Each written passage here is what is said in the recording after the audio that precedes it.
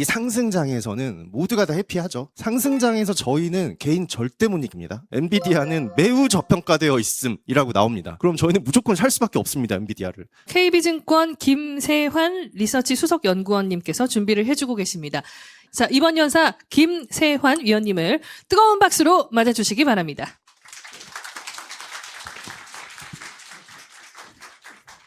네, 반갑습니다. KB증권 리서치에서 지금 현재 미국 주식 종목 분석을 맡고 있고 또 모델 포트폴리오를 운용하고 있는 김세환입니다. 오늘 제가 이제 해드릴 내용이 미국 주식에 대한 내용인데요. 일단 애널리스트 관점에서 보는 미국 주식은 뭔가 좀 다를까라고 생각하면 저희가 일반 이제 고객분들이나 이런 거에 대비해 조금 다른 점이 뭐가 있을까 생각해 보면 항상 재무제표인 것 같아요. 결국은 저희는 그 기업의 이익 수준과 주가와의 관계 이거를 보죠. 그래서 제가 많은 이제 그 강연도 하고 다니고 했는데 항상 끝나면 이제 오십니다. 한 분씩 오셔서 첫 마디가 딱 그거예요. 제가 요즘 공부를 많이 하고 있는데요 라고 하면 그때부터 제가 약간 좀 심장이 떨려오기 시작을 합니다. 뭔가 약간 PTSD가 살아나는 게 공부를 어떤 공부를 하고 있는지 제가 안 여쭤봐도 100% 전 알고 있어요. 왜냐하면 뭔가 이제 이 상승장에서는 모두가 다 해피하죠. 상승장에서 저희는 개인 절대 못 이깁니다.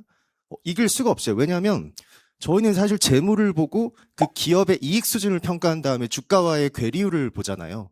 이렇게 올라갈 때는 아마 뭐 버턴 말킬의 이제 그 랜덤워크 투자 이론 이런 걸 보신 분들은 아시겠지만 뭔가 이 상승장의 그 기로에서 거기서는 굉장히 좀 빠르게 움직이거나 아니면 그냥 좀 휙휙 움직이는 정말 세게 움직이는 아니면 시장에서 계속 뭔가 뉴스가 나오고 있는 그런 걸 투자하면 사실 진짜 수익률은 저희보다 훨씬 좋습니다.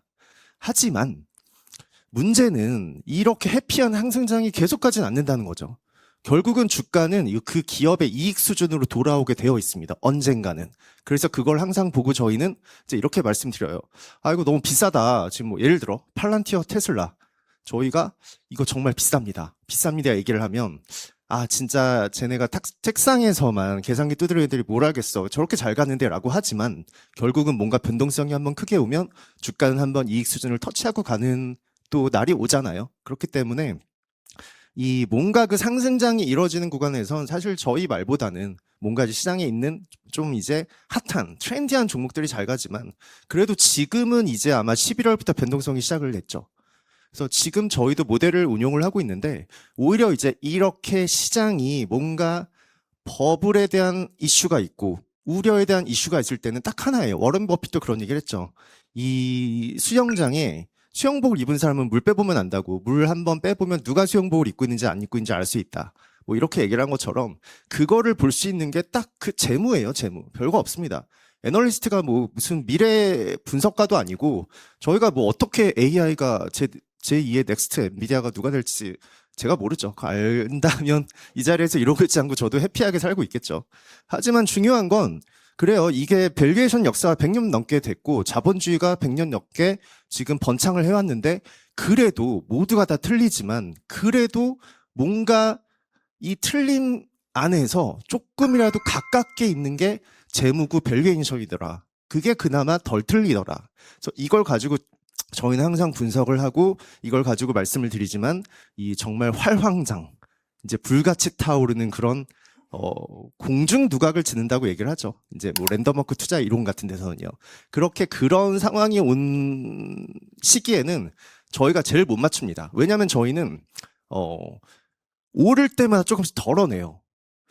이거 과하다. 아니, 지금 얘네 버는 거 이만큼밖에 안 되고 3년치 해봐야 지금 이거 매출이나 기업 가치 때려봐야 이거밖에 안 되는데 주가가 여기 있다고? 야, 좀만 줄이자. 이거 위험하다라고 해서 줄여서 빠진 애 넣어줘요. 빠진 애. 근데 계속 가는 한 방향 장세에서는 거의 뭐 이제 많으신 분들은 올라갈 때 오히려 있는 돈 없는 돈 다 끌어다가 레버리지 막 활용해서 거기다 더 태우죠. 계속 태웁니다. 그러다 한 번 팍 빠지면 그땐 정말 이제 완전 죽고 싶은 순간이 오는 거죠. 해외 주식 투자를 한국에서 그렇게 많이 한다고 하는데 손실이 많이 나신 분들이 많다고 하죠. 실제로. 저게 그래서 우리는 말이 되는 건가라는 생각도 들긴 하는데 좀 소개가 길었네요. 어쨌든 오늘 이 자리에서만큼은 딱 1시간 10분 정도가 있지만 그래도 시장에서 막 이제 너무 내러티하게 얘기하는 것보다는 본질에 충실한 정말 내가 기업을 볼 때 어떤 걸 좀 봐야 되고 애널리스트들이 볼 때 이런 관점에 좀 보는구나. 그리고 사실 이게 평균을 만들어내고 여기서 이제 뭔가 새로운 게 나오는 그런 게 있구나라는 걸 저희 관점에서 한번 풀어가 보도록 하겠습니다. 그래서 변동성이 이렇게 시작된 장세에서는 사실 저희 목소리가 조금 더 커지기는 해요. 일단은 미국 시장에 대해서 얘기를 할게요. 자본주의가 생겨난 이후에 이제 주가 수익률이라는 게 있잖아요. 주식의 수익률은 내가 예를 들어서 뭐 시장 지수에 투자했는데 1년 내내 투자했는데 20% 나왔어요. 근데 옆에 친구가 무슨 양자나 뭐 이런 거 했더니 1년에 막 180% 수익이 나온 거예요. 그러면 결과적으로 이거를 이제 계속 투자한다고 가정했을 때 누구의 수익률이 더 좋을까라는 건 절대 수익률도 절대 수익률이지만 항상 중요한 건 분모를 움직이는 변동성으로 나눠봐야 됩니다. 그래서 한 단위 변동성 대비 수익률이 높은 걸 굉장히 안정적이면서 오랫동안 투자가 가능한, 스트레스 없이 투자 가능한 자산이라고 보는데 저희가 웬만한 거 다 돌려봤어요. 이제 그걸 이제 리스크 리턴이라고 얘기하거든요. 뭐 강남 부동산도 매일 지표가 나오잖아요. 가격 지수.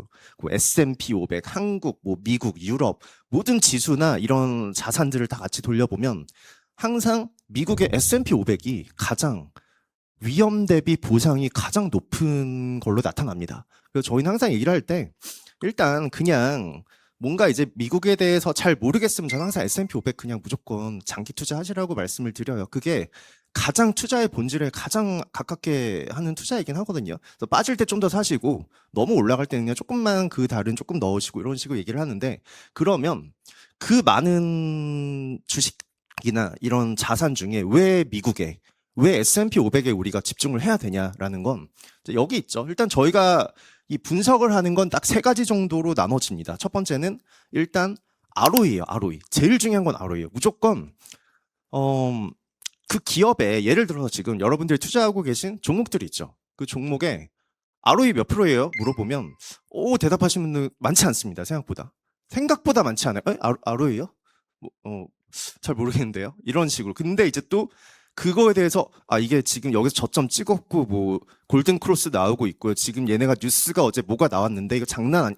이거는 진짜 저보다 많이 하세요. 1시간을 떠드실 수 있는데 제가 그럼 ROE 몇 프로예요? 이렇게 물어보면 아무도 생각보다 많으신 분들이 대답을 잘 못합니다.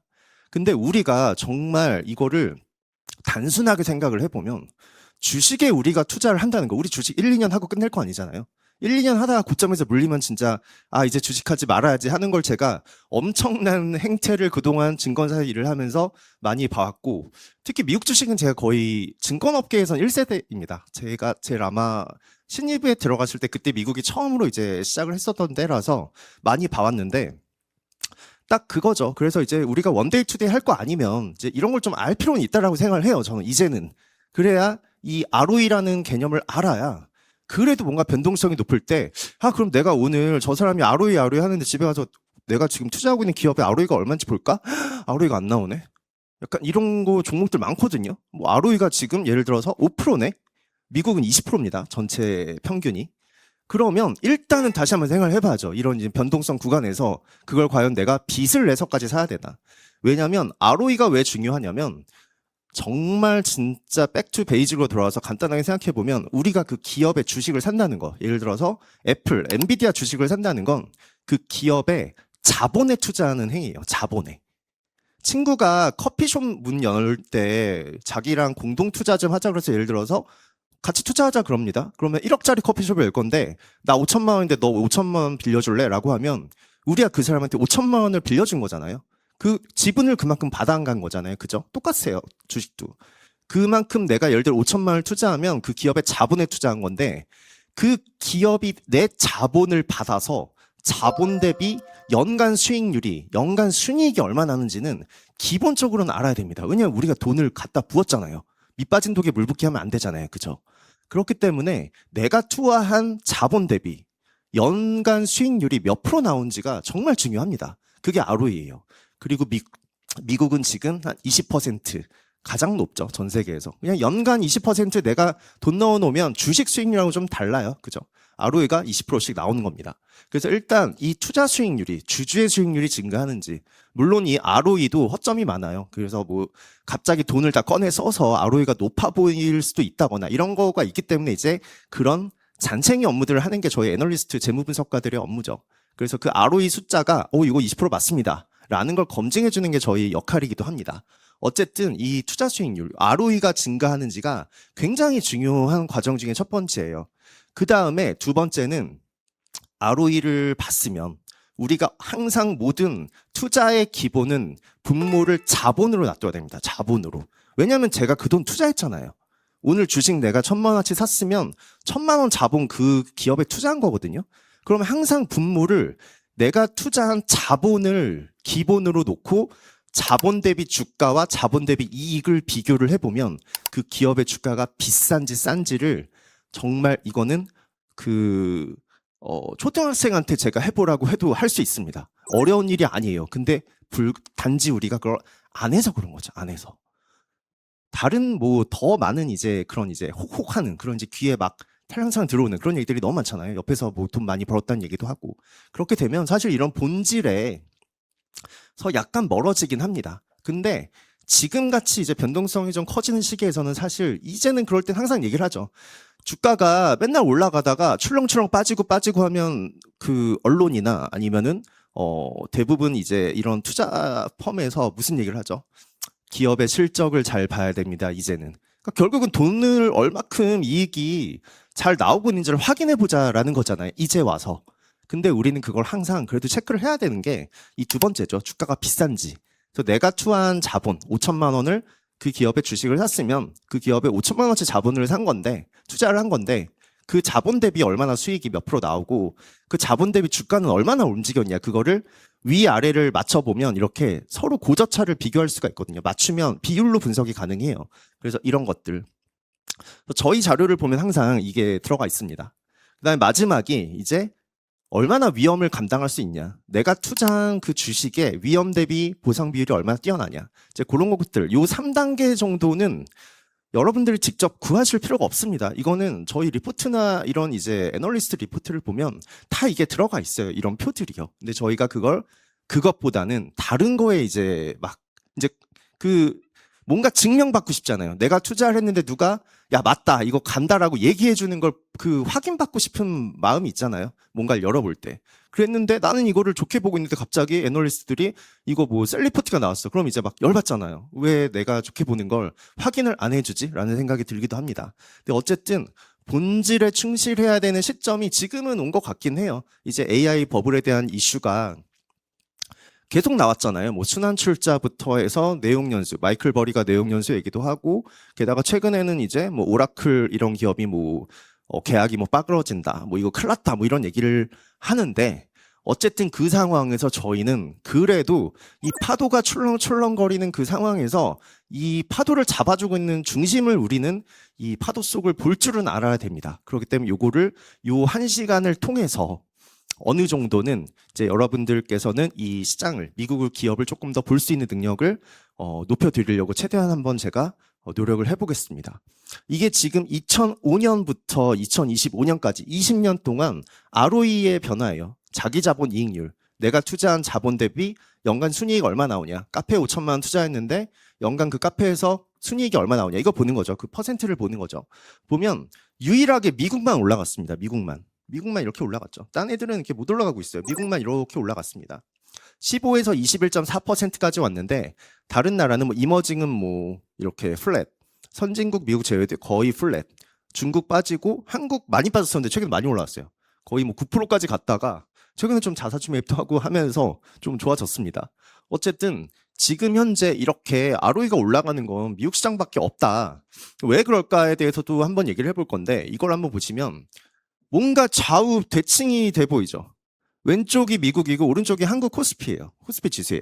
근데 보면 미국은 뭐 ROE, PBR을 떠나서 올라가잖아요. 이 자기 자본이익이 올라갑니다. 어떻게든 쭉쭉쭉 끌어올려요. 근데 한국은 어떤가요? 내려가잖아요. 그죠? 뭔가 내려가고 있죠. 뭐 국장을 하지 말란 게 아닙니다. 최근에 많이 올라오고 있죠. 갑자기 올라왔어요. 갑자기. 자사주 매입하기 시작하면서 주주 환원 신경을 많이 쓰고 있죠. 근데 요런 이제 장기적인 구조에서 봤을 때 저희뿐만 아니라 미국에서 예를 들어서 모델로 밸류에이션으로 뭔가를 평가하고 투자를 하는 집단에서 그런 과연 이런 ROE가 하락하는 시장에 장기 투자를 할 수 있을까? 라는 생각을 해보면 저는 그 모델로는 해답을 찾지는 못할 것 같아요. 미국도 마찬가지일 것 같고요. 그렇기 때문에 뭔가 미국은 이렇게 안정적으로 우상향하는 시장이기 때문에 일단 뭐 미국이 당연히 뭐 좋은 건 알고 있었죠. 좋은 기업들도 많고 뭐 반도체, 뭐 엔비디아 다 리딩을 해 나가고 있는데 그럼에도 불구하고 우리가 왜 그래도 여기 투자해야 되는지는 숫자적으로 한 번 정도는 이렇게 짚어보고 가야 될 필요는 있습니다. 그래서 요거를 한번 보시면 일단 이익 성장률이 이 자본에 쌓아주는 것보다 이익 성장률이 높기 때문에 ROE가 올라가는 거예요. 그래서 예를 들어 더 쉽게 말씀드리면 기업이 돈을 벌었어요. 자, 이제 돈을 벌었으니까 저장하자. 이제 우리가 이거를 세이브하자라고 하는데 그 한국 같은 경우는 그냥 다 그대로 현금 그대로 그냥 자기 창고에 넣어버립니다. 예를 들어서 아까 ROE 감소하고 있는 국가들은 그러면은 자본이 너무 커지기 때문에 이익을 똑같이 벌어도 자본이 더 상대적으로 커서 그 수익률이 내려가는 거예요. 자본 대비 이익률이. 내려갈 수밖에 없어요. 왜냐면 돈을 안 쓰니까요. 그거 그냥 그대로 쟁여놓고 그대로 뭔가를 그냥 뭐 사내 유보도 많고 그냥 계속 씁니다. 근데 미국은 왜 올라갈까요? 그러면 미국은 그렇게 많은 돈을 버는데 그걸 전부 다 그냥 뿌려버려요.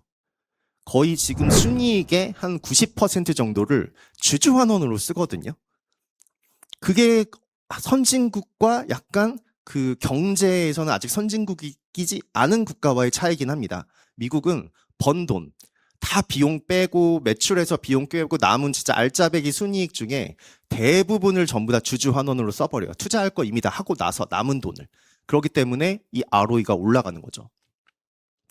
그래서 이걸 보시면 아마 조금 더 극명하게 이해가 될 겁니다. 이게 제가 이제 뭐 10년, 20년도 비슷하고 지난 코로나 이후 일단은 코로나 제거해서 4년 정도를 제가 전체 벌어들인 순이익에서 몇 퍼센트를 주주 환원으로 쓰냐 이거를 제가 구해본 건데 보면 미국이 86%를 줘요. 그냥 번 돈의 86%를 뿌려버립니다. 사람들에게, 주주들에게. 주주는 회사의 주인이잖아요. 그럼 회사가 돈을 벌면 주주에게 주는 게 맞아요. 그렇기 때문에 이렇게 많이 주는 거예요. 근데 이 중에 절반 이상이 자사주 매입을 통해서 해버려요. 자사주 매입을 하게 되면 옛날에 그 배트맨 영화 보면 조커가 악당들 돈 다 모아서 이렇게 쌓아놓고 불 붙이는 거 있거든요. 그거예요. 딱 그겁니다. 자사주 매입이. 회사 돈으로 주식 다 사들여요. 다 사들여요. 그래서 모아놓고 태워버려요. 소각한다 그러거든요. 그래서 태운다고 해요. 그 진짜 우리가 보면 미친 짓 같죠. 아니 저렇게 돈을 많이 벌었는데 저걸 그냥 휴지 조각을 만들어서 주식을 그냥 불태워버리네, 없애버리네. 이게 말도 안 되는 행위 같아 보이지만 여기에 대해서 약간 우리나라도 옛날에는 잘 모르던 시절에 이거에 대해서 반박하던 사람들이 있었어요. 이거를 투자를 하면 뭐 얼마나 좋은데 이거를 왜 이렇게 태우냐라고 하는데 미국의 이제 뭐 다모다란이나 굉장히 이제 뛰어나신 분들이 하는 얘기는 이미 투자는 한계 효용성을 넘어섰다. 왜냐하면 미국은 벌어들이면 먼저 투자부터 해요. 그렇게는 캐펙스 이렇게 많이 늘어나고 자본 지출을 많이 하잖아요. 할 거다 하고 남은 돈을 어떻게 처리할 거냐, 그죠? 남은 돈을. 그걸 그냥 쌓아놓고 뭔가 사내 유보로 뭔가 어디가 약간 냄새가 날진 안 날진 모르겠지만 그렇게 둘 거냐 아니면 진짜 그 돈을 다 주주에게 풀어버릴 거냐. 그래서 투자는 어느 정도 이 한계 효용이 높아지면 다른 쪽으로 흘러가 버립니다. 이게 변질돼 버려요, 투자가. 그럴 바에는 주주한테 주라는 거죠. 예를 들어서 우리도 예를 들어서 제가 이제 뭐 자동차 개발하는 연구원이라고 치면 연구비가 나왔어요. 그러면 우리가 딱 진짜 연구 프로그램 사고 이런 게 딱 예를 들어 한 1억이 필요한데 한 3억이 나왔어요. 그러면 이제 직원들 회식할 때 뭐 뷔페도 좀 가고 뭔가 약간 그 필요 이상의 곳에 사용하게 되기도 하잖아요. 근데 그 이상이 이미 지금 충분히 미국은 그런 투자에 대해서는 굉장히 많이 지금 할애를 하고 있기 때문에 그 나머지 부분은 아낌없이 남김없이 주주에게 그냥 뿌려버리는 거죠. 그렇기 때문에 ROE가 올라가는 거예요. 왜냐하면 배당을 하게 되면 일단 주주가 돈을 받죠. 회피하죠. 그리고 배당은 자본에 이제 넣어야 될 돈을 야 이거 자본에 넣지 말고 그냥 주주들 좀 주자 이번에 해서 이렇게 뿌리는 거고 자사주 매입은 어떤 일이 일어날까요? 회사가 자기 주식을 사들여서 불로 태워버려서 없애버려요. 근데 그렇게 되면 어떻게 될까요? 그 주식 수가 줄어들잖아요. 시장의 전체 그 회사의 주식 수가 줄어들면 이익은 고정돼 있는데 주식 수가 줄어들면 여러분들이 가지고 계신 한 주당 받게 된 이익은 자동으로 늘어납니다. 한 주당 순이익이 늘어나요. 그렇게 되면 ROE가 올라갑니다. 결국은 주주의 투자 수익률을 높여주기 위해서 회사가 쓸데없는 돈을 다 태워버리는 거예요. 그렇기 때문에 이 배당과 자사주 매입, 이거에 대해서는 미국이 지금 거의 원탑을 먹고 있고, 이로 인해서 ROE가 올라가고 있기 때문에 그 대표적인 기업이 애플이죠. 애플을 아이폰 하나로만 보시면 안 돼요. 애플은 아이폰을 못 팔면 이제 굉장히 어려울 겁니다. 하지만 애플이 이렇게 아이폰을 예를 들어 17 지금 많이 팔렸다는 뉴스가 나오면 주목해야 될 건 딱 하나예요. 아, 그래? 그러면 그 돈을 자사주 매입을 얼마나 늘릴 거지? 이게 더 중요합니다. 왜냐하면 지금 애플의 이익 성장률은 마이너스로 돌아섰어요, 이미. 애플 그렇게 그 아이폰 많이 판다고 해서 그렇게 막 바꿀 수 있을 규모가 아니에요. 애플은 거의 뭐 이제 필수 소비재라고도 여겨지고 있죠. 아이폰 핸드폰 자체가. 그렇기 때문에 벌어들인 그 아이폰 17을 판매해서 벌어들인 돈을 자사주 매입에 못 쓴다? 라면 애플은 주가가 빠질 겁니다. ROE가 감소하니까요. 근데 현재 진짜 약간 그런 일이 발생하고 있어요. 애플이 이미 지금 넣었던 돈을 너무 많이 꺼내 쓰고 있어요. 기존에는 벌어 들여오는 순 영업 현금 흐름이 주주환원으로 나눠지는 것보다 많았거든요. 그래서 그냥 많이 벌었네, 그냥 이 정도 주주 줘라 해서 야 계속 늘려 했는데 어느 순간 지금 보니까 벌어 들여오는 돈보다 나가는 돈이 더 많습니다. 그러면 기존에 있던 자본에서 꺼내 쓰고 있어요. 계속 쭉쭉쭉 꺼내 쓰고 있어요. 근데 문제는 지금 트럼프 대통령 눈치 보느라 미국에다 미국에다 공장 짓겠다고 얘기를 하면서 뭐 1,100억 달러 투자하겠다 얘기했잖아요. 그렇게 하게 되면은 아마 자본에서 다 꺼내 쓰지는 못하고 부채를 계속 발행을 하게 될 겁니다. 그러면 아무래도 이런 부채 부담이 없을 때는 야, 돈 많이 벌었으니까 주주한테 좀 더 줍시다. 자사주 더 올려 했는데 그게 이제 힘들어질 수도 있을 수도 있지 않을까라는 생각이 드는 거죠. 그건 당연한 거죠. 뭐 가계부만 써도 알 수 있잖아요. 그렇기 때문에 그런 이제 애플 같은 기업은 저희는 사실 조금 이제 줄이고 있다라고 보시면 됩니다. 자, 그래서 미국이 지금 가장 중요한 건 자사주 매입이라는 행태, 그리고 주주 환원을 통해서 결국은 자본 대비 이익을 쭉쭉쭉쭉 끌어올리고 있기 때문에 유일하게 전 세계에서 혼자 ROE가 빠지지 않고 증가하고 있는 구조를 보이고 있는 게 미국이고, 그걸 이미 지금 10년, 20년, 30년을 돌려봐도 거의 동일하게 나타나고 있다라는 걸 정리를 해볼 수가 있습니다. 그래서 제가 이거를 이 표가 좀 어렵긴 한데, 지금 미국이 연간 EPS가 주당 순이익 성장하는 게 한 연간 6% 정도 나오거든요. 이제 시계열로 해보면 평균으로 보면 6% 정도 나오는데, 미국은 현재처럼만 자사주 매입을 하면 성장률이 2%로, 그러니까 거의 뭐 반으로 꺾인 거죠. 거의 엄청 빡한 거죠, 성장률이. 이 이익 성장률이 그렇게까지 둔화돼도 자사주 매입 이 정도만 유지하면 ROE는 변함이 없습니다. 무시무시한 국가죠. 그러니까 지금 필요 이상으로 ROE를 필요 이상으로 자사주 매입을 주주 환원을 하고 있다라는 얘기예요. 그렇기 때문에 여러분들이 S&P 500이나 이런 데 넣어두면 마음 편하게 계속 느긋하게 가져갈 수 있다라는 거죠. 그래서 저는 항상 저는 주변 사람들이 친지나 가족분들이나 친척분들이나 뭐 사야 되냐, 그래도 네가 애널인데 뭐 좀 알려줘라고 하면 항상 그 말씀 드려요. S&P 500을 그냥 분산 투자하십시오. 대신 저번 달보다 오늘 이제 이번 달 넣어야 되는데, 심지어 저도 말일날 밤 12시에 알람 맞춰놓고 자요. 매월. 그 애널인 저도 이게 시장이 이래서 유가가 어땠고 그래서 야, 지금 딱 들어와, 이게 아니라 저 그냥 자다 일어나가지고 그 S&P 500 사고 잡니다. 월급의 일부를. 전 그렇게 해요, 매월. 왜냐면 그렇게 하면 복리 효과가 여러분들이 생각하는 것보다 상상 이상으로 늘어나기 시작을 하고, 보통은 이제 20년부터 커진다고 하죠. 복리 효과는 스노볼 효과는 말도 안 되게 굴러가는 게 20년부터라고 얘기를 하는데, 스트레스 없이 투자하기 가장 좋은 ROE가 높은 시장이기 때문에 저는 그래서 항상 뭔가 여쭤보면 그런 얘기를 드리긴 합니다. 일단 S&P 500, 미국의 스파이라는 ETF 있죠. 그게 사실 진짜 정말 말도 안 되는 미친 투자이기는 해요. 그거를 계속 매월 사고 매년 반복하시다 보면 정말 무너지지 않는 철옹성 하나를 여러분 짓는다고 생각하시면 됩니다. 그래서 양자가 빠져서 어제 진짜 맘 졸이면서 코어웨이브가 20% 빠졌네 하면서 막 담배 퍽퍽 피지 마시고, 이런 식으로 조금씩 투자를 이제 개선해 나가신다면 정말 선진국형 투자로 노후가 거의 편해지는 거죠. 사실 그걸로 저희는 노후가 된다라고 보고 있는 게 역사적으로 저희가 이게 통계를 돌려봐도 그 자산밖에 없어요. 백테스트를 해봐도. 그래서 아직까지는 미국이 이렇게 잘 나가고 ROE가 높은 시장이기 때문에 S&P 500에 조금 투자를 해야 된다라고들 말씀드리고요.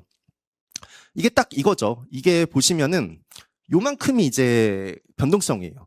여기서 오른쪽으로 갈수록 막 이렇게 움직입니다. 이제 주가가.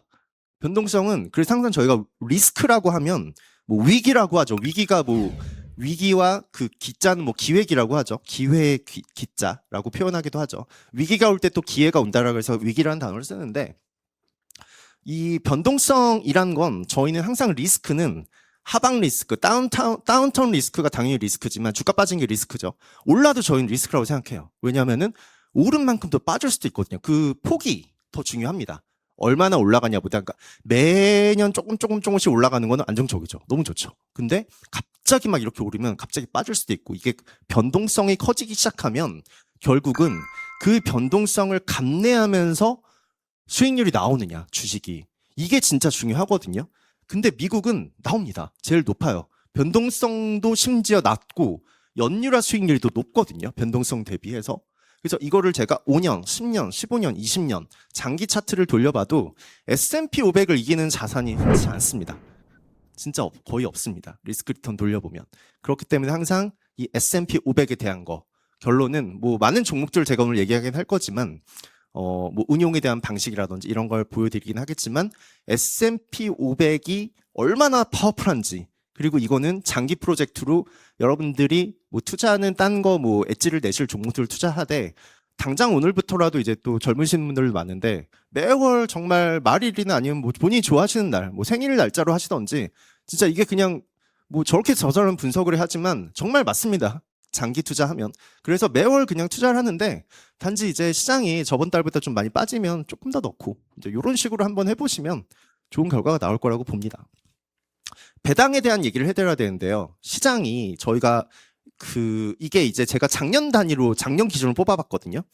1년 S&P 500 1년 배당 수익률 1.85%예요. 그리고 코스피 1.90입니다. 그러면 연간 배당 수익률이 한국이 더 많이 줘요. 한국이. 그러면 예를 들어서 이렇게 생각해 볼게요. 배당이 나오면 제가 그걸 배당 나온 걸 뭐 맛있는 거 드시지 말고 그거 그대로 그 자산에 코스피면 코스피, S&P면 S&P 500에 투자를 해서 이제 연간 그 복리를 한번 비교를 해보는 거예요. 얼마나 내가 배당에서 나온 돈을 재투자했더니 차이가 어떻게 날까라는 걸 보면 주가 수익률 빼고 배당에 의한 차이만 보여드릴게요. 미국 S&P 500은 10년을 돌리면 한국이 코스피가 20%포인트 더 먹거든요. 예를 들어서 주가 수익률이 100% 나오면 120% 먹는 거예요. 근데 미국은 150% 먹습니다. 주가 수익률 제외하고. 왠지 아세요?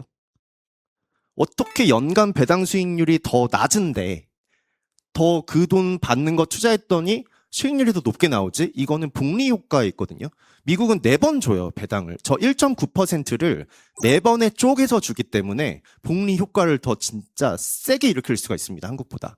그래서 이 분기 배당한다라는 거, 이게 정말 굉장히 파워풀한 여러분들의 뭔가 이제 노후 자산을 만들기에는 정말 좋은 게 저는 S&P 500이고 거기다 그래서 뭐 세제 혜택 받는 그런 것들도 많잖아요. 그런 것들. 저는 잘 모르지만 저도 맨날 그런 거 잘 몰라요.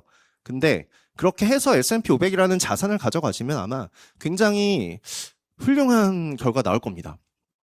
그래서 그 결론은 항상 이제 큰 틀에서 정말 큰 틀에서 투자의 본질이나 투자 철학에 의한 본질은 결국 저희가 찾아낸 건 이건 것 같아요. 시장에 S&P 500 지수 투자하는 게 스파이 있잖아요, ETF. 그거하고 이제 크로스 주식. 예를 들어 S&P 500 스파이는 S&P 500 미국의 상위 시가총액 500개 모아놓은 게 이거죠. 근데 이 VUG는 상위 500개 중에서 미국의 500개 기업 중에 한 번 더 걸러낸 거예요. 그로스만.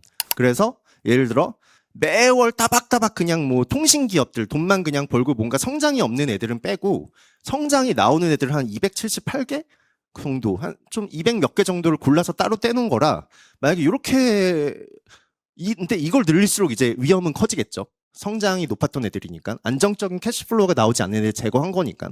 그래서 이제 뭐 저는 뭐 예를 들어서 뭐 20대다라고 하면 뭐 1대1 비중. 왜냐하면 조금 더 레버리지를 어렸을 때 높여도 됩니다. 네, 공격적인 투자를 해도 되는 거죠.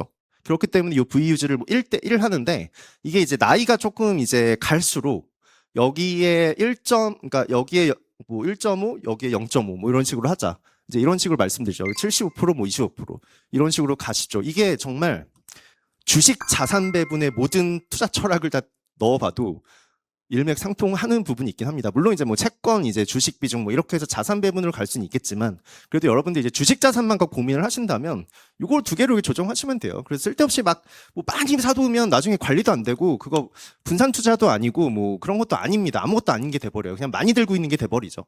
그래서 이렇게 남들한테 얘기할 때 뭐 아니 나 분산 투자입니다. 뭐 얘기할 수도 있지만 저희는 분산 투자라고 보지 않아요. 그거를. 그렇기 때문에 자산에 대한 비중, 특히 그 종목에 대한 비중을 이제 썸을 했을 때 이제 얼마나 레버리지 효과가 발생하느냐라는 걸 해보면 사실 이제 요런 쪽. 그래서 중요한 건 요거죠. 배당 받은 거 뭐 이걸로 뭐 파이어 족이네 해서 그거 나 이제 생활비 하지 하시면 안 됩니다. 파이어를 하려면 한 30년, 50년 뒤에 하시는 게 맞아요. 그렇기 때문에 배당 들어온 건 항상 재투자를 하셔서 아까 그 복리 효과 보셨죠? 미국이 4번 배당을 하기 때문에 그 복리 효과를 50%포인트를 적어도 더 먹어 가시려면 10년 동안 들어온 거는 무조건 재투자를 하셔야 됩니다. 배당은. 자, 그러면 일단 제가 큰 틀에서 정말 이제 조금 재미도 없고 지루하고 뭔가 이제 뭐 이론도 많고 이런 내용으로 큰 틀을 말씀드렸다면 하지만 항상 저는 추천드리는 건 첫 번째예요. 아까 말씀드린 괜히 그냥 다른 거 하지 말고 지수 그리고 분산 배당 재투자해서 장기 투자해라.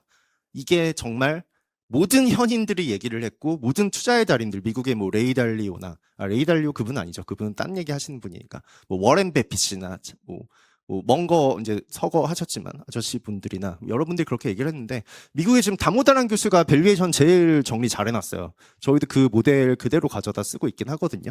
그래서 그런 걸 정리를 해보면 아까 그 말씀드린 결국은 주주의 실질적인 이익을 올려줄 수 있는 지수의 장기 분산 배당 재투자. 그럼 이제 토탈 리턴이라고 얘기합니다. 그런 걸 하셔야 굉장히 조금 해피한 그 노후를 맞이할 거라고 저는 봅니다. 자, 그냥 두 번째 이제 미국주식 포트폴리오로 들어가 볼게요.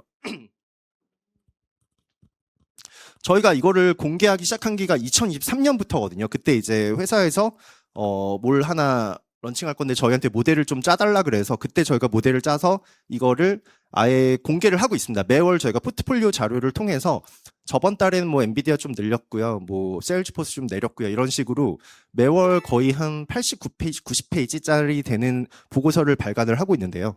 거기에서 이제 제가 좀 발췌를 해봤는데 일단 수익률 자체는 저희도 양호합니다. 뭐 지금 시장이 S&P 500이 2023년부터 현재까지 한 116%인데 저희가 173%, 한 59%, 57%포인트 정도 상회를 하고 있어요.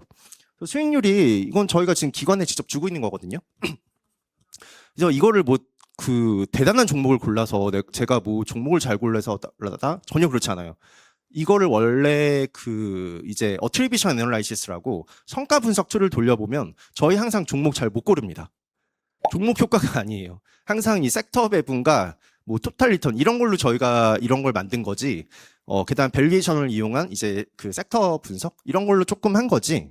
종목 잘 골라서 이렇게 오지는 않았습니다. 그건 정확히 저희가 그걸 돌려보면 알거든요. 왜냐하면 그럴 수밖에 없는 게 시장이 우상향하잖아요. 계속 우상향하는 시장에서는 매니저나 저희 같은 모델 짜는 사람들은 할 수가 없어요. 일반인을 이길 수가 없어요. 레버리지를 안 싣거든요. 비싸니까 저희는 계속 떨어내요. 그래서 엔비디아를 저희가 예를 들어서 뭐 옛날에 한 7% 비중 맞춰놨는데 한 달 지났는데 엔비디아가 30% 올라 있어요. 매월. 그럼 어떤 생각이 들까요? 보통은 이제 와 이거 대박이다. 야, 돈 좀 더 가져와봐. 있는 돈 다 땡겨 쓰죠. 투자하죠. 근데 저희는 뺍니다. 좀 덜어내요. 먹은 거 좀 덜어내요. 그래서 빠진 애들 뭐 나이키 이런 애 빠져야 좀 쟤네 너 이런 식으로 하니까 종목 선택 효과가 좋게 나올 수가 없죠. 한 방향으로 가는 장에선. 하지만 저희가 종목 선택 효과가 가장 좋을 때는 시장 빠질 때입니다. 그땐 정말 확실합니다.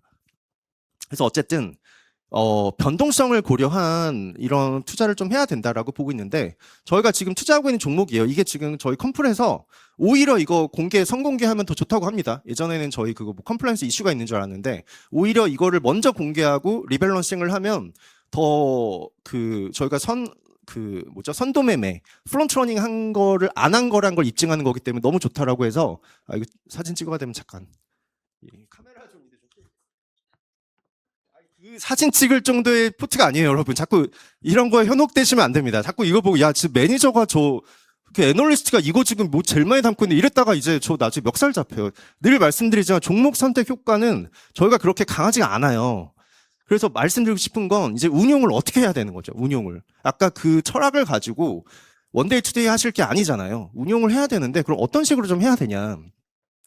일단 저희가 가지고 있는 포트만 좀 말씀드리면 대부분 지금 저희도 한 60%는 IT예요. 노란색이 IT거든요. IT고 대형주가 엔비디아, 뭐 애플, 엔비디아 지금 빠질 때마다 사고 있습니다.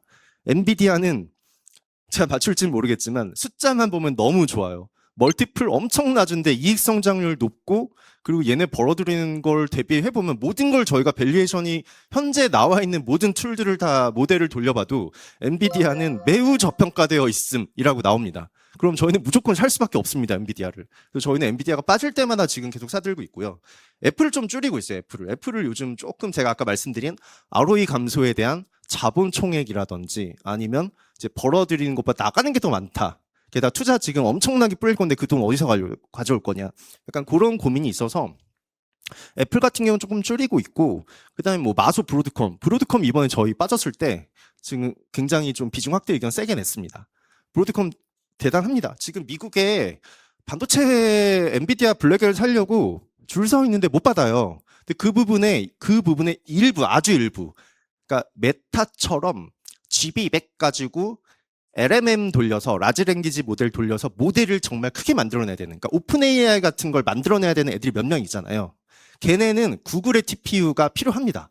다른 애들은 사실 필요가 없어요. 왜냐하면 엔비디아 RTX 6000 같은 걸로 다 그 피지컬 AI 다 돌리거든요. 솔루션 다 주니까 공짜로 소프트웨어 다 주니까. 그래서 저렴한 버전으로 돌리기 때문에 필요가 없어요. 근데 그래도 브로드컴이나 이런 구글 쪽이 중요한 게 엔비디아를 받으려고 줄 서 있는 애들, 메타 같은 애들은 브로드컴이나 이제 브로드컴하고 구글이 제시하는 칩은 사간다는 거죠. 필요하니까. 라지 랭귀지 돌려야 되니까요. 그래서 이제 이런 식으로 약간 저희가 좀 구성을 해놨고, 뭐 AMD, 그다음에 크레도 테크놀로지가 제일 고민이긴 해요. 이걸 저희가 넣어놨는데 변동성이 너무 커서 저거 조금 잘못 어느 날 줄여버리면 또 물결 반대로 때려 맞습니다. 그래서 저희가 조금 건드리지 못하고 있는 주가는 너무 많이 올랐는데 거의 뭐 한 3-4배 오른 것 같아요. 그래서 제가 처음에 이거 비중을 한 2%인가 밖에 안 잡아놨었는데 4.6%까지 커졌습니다. 거의 굉장히 커졌죠. 근데 건드리지를 못하고 있다. 이 정도고요. 나머지 이제 저희가 뭐 네오 클라우드 관련된 인프라 기업들. 사실 내년도 인프라는 무조건 갈 것 같아요. 왜냐하면 지금 기업들이 투자하고 있는 거, 이런 자본 투자라든지 이런 게 전부 다 네오 클라우드나 인프라 쪽의 확충 시기에 더 열을 쏟고 있는 시기라서 이런 쪽은 더 갈 것 같다라고 보고 있고요. 커뮤니케이션 서비스 쪽에서는 이제 알파벳, 뭐 메타, 넷플릭스 이런 종목들 당연히 들고 있어야 되고, 뭐 경기 소비재는 원래는 저희가 이게 포트가 조금 지금 불안정해. 예를 들어 11월부터 막 지금 물결 치고 있잖아요. 그러면 좀 위험한데라고 하면 여기서 좀 빼서 여기 넣었었어요. 경기 소비재 쪽에. 그게 원래 조금 약간 균형을 맞춰주는 전략이었거든요. 근데 지금 경기 소비재를 못 넣겠는 게 비쌉니다. 저희가 모델을 돌려보면 왜 이렇게 비싸? 예전에 경기 소비재가 아니네. 그래서 자꾸 아마존도 저희가 좀 줄이게 되고 이쪽을 줄이는 대신 저희가 이제 여기를 늘리고 있죠. 밑에 여기. 헬스케어는 저희는 괜찮을 거라고 보고 있습니다. 왜냐하면 첫 번째는 일단 지금처럼 변동성이 커지는 시기에서 헬스케어 종목들을 조금 들고 있으면 약간 포트가 안정적으로 변해요. 조금 이제 차분해집니다. 포트가. 그만큼 방어적 성향이 강한 애들이 많은 게 포트폴리오가 이 헬스케어 쪽에 있고, 그리고 정치적 얘기. 사실 저는 스트레이티지스트는 아니라서 정치 가지고 주식 투자는 않습니다. 뭐 그래서 제가 제일 싫어하는 게 바텀업 관점에서 제일 싫어하는 건 이제 대선 테마주. 그래서 약간 팔란티어도 안 좋아하는 것 같아요. 팔란티어는 물론 모델로 비싸서 못 들어가긴 하지만 저희는 그거 담을 생각이 정말 1도 없거든요. 저희가 필터링 해보는 모든 모델에 부합되는 게 하나도 없습니다. 그러니까 그게 또 저희의 한계이긴 해요. 이렇게 숫자만 보는, 재무만 보는 하우스에서는 그런 이제 미래가 근데 솔직히 미래가 얘가 될지 제가 될지 제가 어떻게 아나요? 제가 무슨 뭐 IT 전문 분석 박사도 그걸 모르는데 행여나 저희 같은 이제 숫자 보고 뉴스 보고 재무 분석하는 사람들이 그걸 알긴 어렵죠. 그래서 그게 사실 불확실성이잖아요. 그래서 그럴 바에는 탄탄하게 조금 더 늦게 들어가더라도 뭔가 숫자가 진짜 나오고 이런 애들을 안정적으로 가져가라는 게 저희 투자 철학이고 거기에 맞추다 보니까 모델에는 팔란티어는 이제 엑스표가 들어온 거죠. 테슬라가 그때 저희가 저가 매수 시그널이 하나 나와서 테슬라를 넣었는데 그때 진짜 운 좋게 많이 오르긴 했어요. 근데 다시 또 뺐습니다. 너무 비싸져서. 지금 멀티플 말도 안 되죠. 근데 이제 헬스케어 같은 경우는 정치를 저희가 이슈를 넣지는 않지만 트럼프 대통령이 뭔가 이제 임기 시작하면서 망가뜨려 놨잖아요. 많은 애들을. 막 관세도 해버리고 막 눌러놨어요. 막 이렇게 핍박을 받고 있죠. 게다가 지금 보험사들, 건강보험사들은 거의 뭐 악랄하다는 표현까지 쓰고 있죠. 그 트럼프 대통령이. 근데 가만 보면 이 사람이 한 번은 눌러놓고 다시 숨통을 틔워줍니다. 뭐 엔비디아나 이런 애들 조금씩 그러기 시작을 하고 있고. 근데 그 중에 그 많은 섹터 중에 다 한 대씩 이제 뺨을 후디려 맞은 거죠. 다 맞고 이제 유일하게 아직까지 안 살려준 게 헬스케어긴 해요. 지금 곡소리 나옵니다. 이쪽이 약가 인하를 거의 세게 후려쳐버렸어요. 게다가 건강보험사들도 가져가는 거 많지 않게끔 바꿔버리고 있고. 그래서 뭔가 어려운 상황인데 진짜 과연 트럼프 대통령이 그럼 미국에 제일 많은 거대 기업들이 있는 게 헬스케어인데 걔네를 죽일까라는 생각해보면 미국은 내년에 그 중간선거가 있죠. 아마 그러지는 않을 것 같다는 생각이 들어요. 제가 봐도. 근데 이게 아주 라이트하지만 항상 트럼프 대통령이 얘기를 했던 게 약가 인하 무조건 가. 근데 FDA 승인기한 완화 같은 거 이런 거 좀 열어줄게라고 얘기를 했었어요. 그 얘기는 제약사가 신약을 개발하겠다고 내놓으면 그냥 통과를 시켜준다라는 걸로 전 들었거든요. 근데 실제로 존스앤존슨이 얼마 전에 이제 제약들을 내놨는데 그게 이제 패스트 트랙이라고 해요. 뭐 보통은 11개월 정도 이 러닝타임 걸리는데 그걸 6개월 만에 끝낸다거나 이런 게 뭐 크게 가시화되진 않았지만 계속 나오고 있어요. 그래서 보니까 어느 순간 존스앤존슨이 신약을 많이 내고 있고 얘네가 주가가 지금 많이 올라가고 있고 또 존스앤존슨이 굉장히 뭐 예측을 했던 건지 모르겠지만 스마트한 게 기존에 이제 가지고 있던 소비자 제품 사업분들 있잖아요. 엄청 많은 거 다 존스앤존슨 건 거 아시죠? 우리가 평소에서 쓰고 있는 뭐 진짜 뭐 생활용품 이런 게 전부 다 존스앤존슨 게 굉장히 많은데 그거 다 버렸습니다. 그 돈 안 되거든요. 그런 사업부 따로 분사시켜 버리고 제약만 가져가고 있어요. 그래서 얘네가 지금 나올 신약이 100개 올려놨거든요. 100개 넘게. 근데 그거를 미국에서 FDA가 빨리 출시를 시켜주고 있다는 거죠, 실제로. 그래서 주가의 모습도 좋고, 뭐 일라일리 같은 경우도 이제 12월에 삼상 뭐 그 GLP 경구용 치료제 이런 것도 있기 때문에 저희는 상당히 헬스케어는 포트 방어에도 뛰어나지만 지금 같은 그 정치적인 이슈도 어느 정도는 작용이 되고 있다라고 보고 있습니다. 다음 이거는 그 탑픽이에요, 탑픽. 보통 이제 딱 어디 이제 강연을 들어가면 이제 탑픽입니다라고 해서 얘기를 하잖아요. 그러면 탑픽이 뭘까에 대해 생각을 해봐야 돼요. 이거 탑픽이라고 또 그 오해하시면 안 됩니다. 이거를. 또 뭐, 저 사람이 얘기한 진짜 딱 저렇게 많은 40개 중에 10개 찍어주더라. 그게 탑픽이라고 하는데 그렇지 않아요. 탑픽의 개념은 우리가 어쨌든 벤치마크를 S&P 500을 타겟을 잡았거든요. 저희가. 그렇게 잡았는데 탑픽은 S&P 500의 예를 들어서 이렇게 볼게요. 아마존이 S&P 500에 3.7%, 3.9% 비중으로 들어가 있거든요. 저희는 그건 6.9%를 그냥 준 거예요. 그러면 당연히 S&P 500에 있는 비중보다 높게 가져가는 겁니다. 근데 저희는 그럴 수밖에 없는 게 S&P 500은 500 종목이지만 저희 23개로 압축시켰거든요. 그럼 하나당 비중이 높을 수밖에 없어요. 근데 그 중에 대형주 위주로 설정하면 이런 식으로 탑픽이 조금 나오긴 하는데 심지어 보세요. 크레도는 왜 얘가 뭐 이것도 높긴 하지만 비중이 없어요. S&P 500에 안 들어가 있는 종목이에요. 그러면 이제 탑픽으로 볼 수가 있다라는 거죠. 그래서 진짜 이 오리지널 운용 입장에서 탑픽이라고 하면 벤치마크 지수에 들어가 있는 종목 비중보다 몇 퍼센트가 더 높게 넣었냐 이걸 가지고 탑픽을 뽑는데 이게 사실 근데 어떻게 보면 색깔이 맞긴 합니다. 저희가 조금 더 이걸로 시장을 이겨보려고 하는 알파 전략이라고 해야 되나요? 뭐 알파도 이제는 뭐 그런 얘기 쓰지 말라는 곳에도 나오죠. 자 어쨌든 보면 뭐 알파벳, 크레도 테크놀로지, 마이크론 테크놀로지, 아마존은 저희 조금씩 줄여가고 있고요. 마진이 좀 안 나옵니다. 존스앤존슨, 스벅, ASML, 넷플릭스, 메타, 아스테라랩 이 정도 아스테라랩은 저희 뭐 탑픽이라고 해서 넣었는데 잠 못 주무실 겁니다. 하루에 변동성 진짜 커요. 저희도 지금 굉장히 좀 혼돈스럽긴 한데 어쨌든 이런 종목들로 지금 현재 꾸려가고 있습니다. 자, 그러면 일단 뭐 저희가 가지고 있는 종목들도 좀 보여드렸고, 그럼 미국이 그러면 지금 비싸냐 싸냐 이거를 정말 제가 담백하게 그냥 재무적인 관점에서 숫자와 주식 가지고만 좀 말씀을 드릴게요. 이게 얼마나 비싼지 지금 사실 제가 보통은 이제 MDD를 잘 안 보는데 이거는 이제 그거거든요. 고점 대비 최대 낙폭이 나왔던 그 레코드, 그걸 기록을 하는 건데 왜 MDD를 지금 보냐면 구조적인 문제라고 생각하지 않아서예요. 왜냐하면 기업들이 저렇게 돈을 잘 벌고 매출이 잘 나오고 그걸로 투자해가지고 계속 뭘 하겠다는데 왜 저걸 버블로 봐야 될까? 구조적인 입장에서 라는 생각해보면 결국은 주가의 문제인데, 그럼 우리가 빠질 때 얼마까지 감당을 해야 되냐, 얼마나 버틸 수 있냐, 이거 버티는 사람이 결국은 또 가져가는 구조가 될 거라고 저는 보고 있어요. 그렇기 때문에 결국은 이제 인내심의 싸움이지 않을까라고 생각해서 MDD, 펀드 매니저들은 엄청 많이 보죠. 이거 조금 내려가면 그냥 종목 편출해버립니다. 그래서 고점 대비 최대 낙폭이 제일 심했던 때를 보면 제가 2024년부터 S&P 500을 돌려봤는데요. 보면은 딱 요때랑 비슷한 것 같아요. 요때가 딱 그 2024년 11월, 12월 요때가 그 AI 밸류에이션, 아 이거 지금 비싸다, 고점 논란 나오면서 한번 주가 휘청거렸던 게 딱 요때고, 요때 고점 대비 빠졌던 게 4점 몇 %인데 지금 그거 조금 넘어섰죠. 지금 더 넘어서서 나오고 있습니다.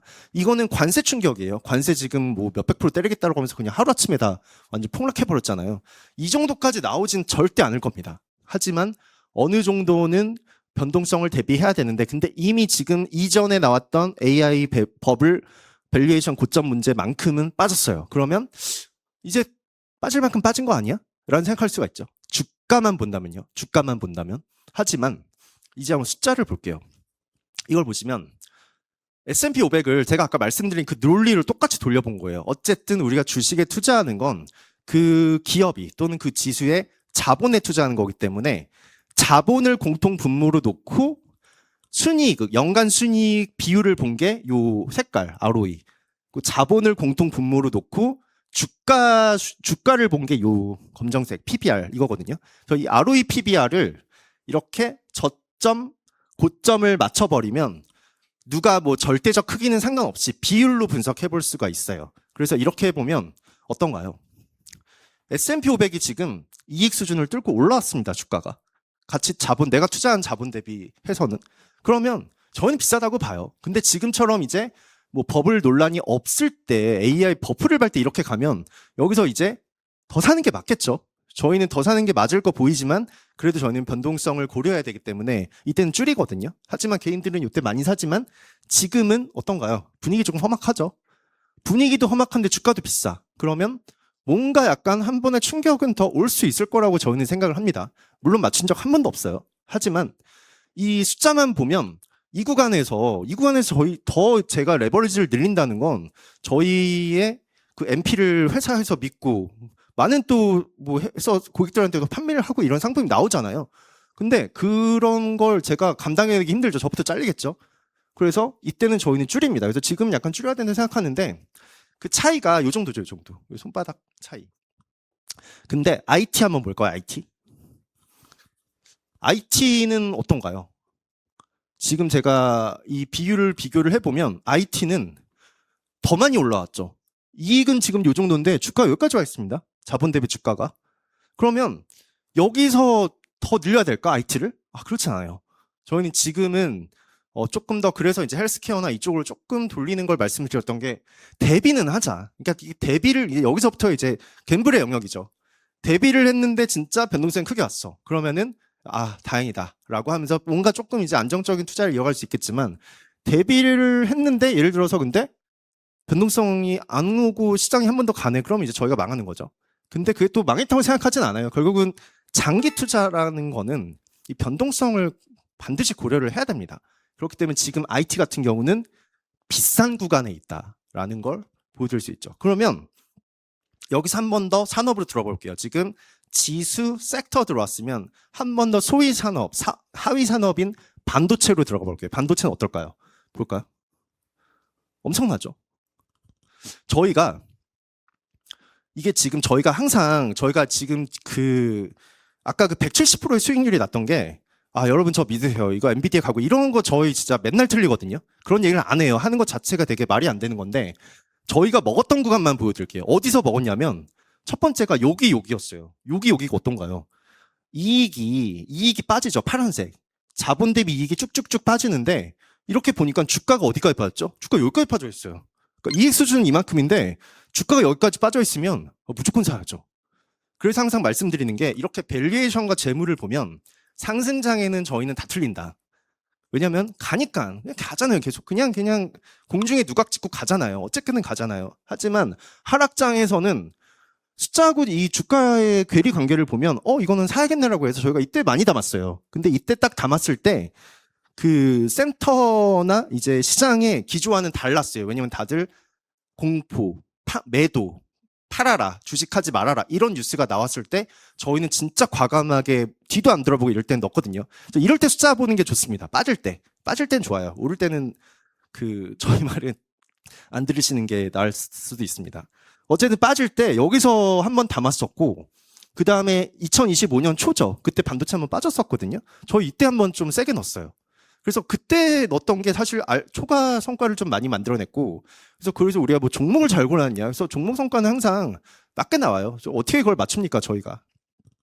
하지만 이렇게 여러 가지를 꾸러미를 만들어서 재물을 보고 저점이나 이런 폭락장이나 하락이 나올 때 적정 수준이 어느 정도의 좀 베팅을 줘야 되냐 이런 거는 사실 애널리스트의 영역이라고 봅니다. 아직까지는 저희는. 그래서 지금 보면 근데 엄청 비싸죠. 이익 수준은 여긴데 주가 여기까지 와 있어요. 여기까지. 차이가 진짜 제일 크죠. 그래서 저희는 전체 반도체, 예를 들어서 뭐 반도체 전체 지수에 투자하는, 예를 들어 뭐 필라델피아 반도체 지수 이런 거는 한번 변동성이 크게 올 수 있다. 왜냐하면 단기간에 너무 빨리 올랐어요. 너무 빨리. 이렇게. 여기서 여기까지 갔죠. 그래서 이런 때는 조금 포트를 줄이자. 그러면 반도체 팔아야겠네요 라고 하면 또 그렇지는 않아요. 왜냐하면 줄이자는 거지 팔자는 게 아니거든요. 왜냐하면 결국은 성장은 또 반도체에서 나올 겁니다.